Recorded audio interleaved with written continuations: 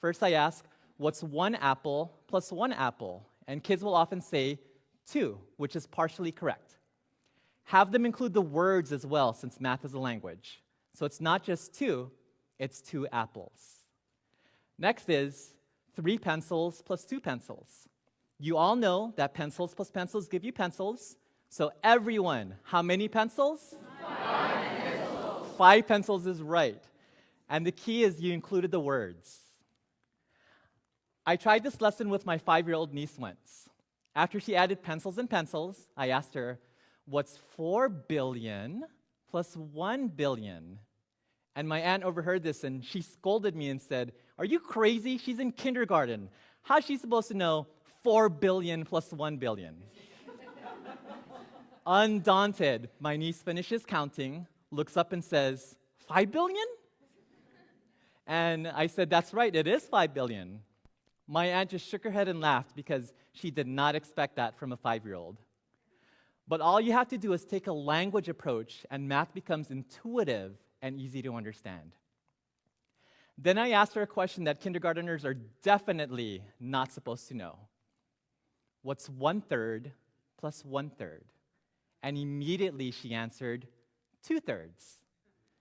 So if you're wondering, how could she possibly know that when she doesn't know about numerators and denominators yet? You see, she wasn't thinking about numerators and denominators. She thought of the problem this way. And she used 1 apple plus 1 apple as her analogy to understand 1/3 plus 1/3. So if even a kindergartner can add fractions, you better believe that every 5th grader can do it as well.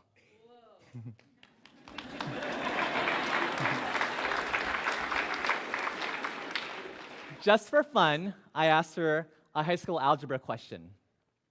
What's 7x squared plus 2x squared? And this little 5-year-old girl correctly answered 9x squared. And she didn't need any exponent rules to figure that out. So when people say that we are either hardwired for math or not, it's not true. Math is a human language, so we all have the ability to understand it. We need to take a language approach to math urgently because too many kids are lost and they're anxious about math, and it doesn't have to be that way. I worked with an angry, frustrated high school student once who couldn't pass algebra because she only knew 44% of her multiplication facts. I told her, that's like trying to read and only knowing 44% of the alphabet. It's holding you back.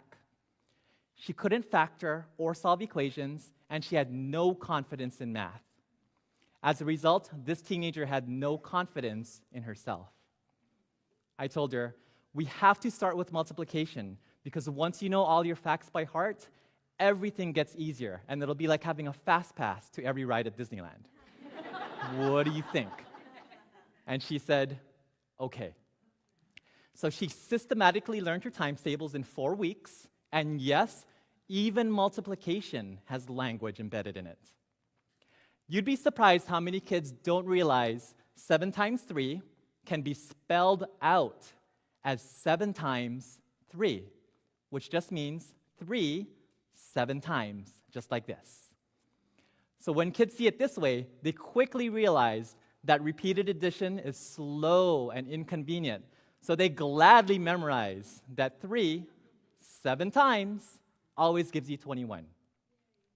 So for this teenager who was at risk of dropping out, becoming fluent and confident in multiplication was a game changer because for the first time, she could focus on problem solving instead of counting on her fingers.